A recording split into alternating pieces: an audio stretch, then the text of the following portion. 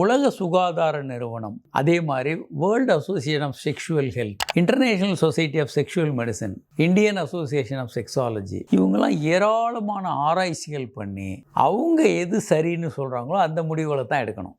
அவங்க சுய இன்பம் இயல்பானது, அதில் எந்த தவறும் இல்லை அப்படின்னு சொல்கிறாங்க. இப்போது நாம் பார்க்குறோம், காலங்காத்தால் சூரியன் கிழக்க உதிக்குது, அது மேற்க மறையுது, டெய்லி அதை தான் பார்க்குறோம். தாலமி போன்ற வானறிஞர்களும் பூமி நின்றுக்கிட்டு இருக்கு, சூரியன் தான் சுற்றுது அப்படின்னு நம்பிக்கிட்டு இருந்தாங்க. இன்னைக்கு நம்மளுடைய ஜாதகம் அதை வச்சு தான் கணிக்கிறாங்க. பூமி நடுவுலையும் சூரியன் அதை சுற்றி வருது, கிரகங்கள்லாம் சுற்றி வருதுன்னு. ஆனால் விஞ்ஞானம் என்ன சொல்லுது?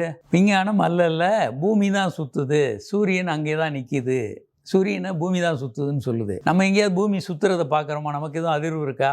இல்லை. ஆனால் நம்ம டெய்லி சூரியன் தான்.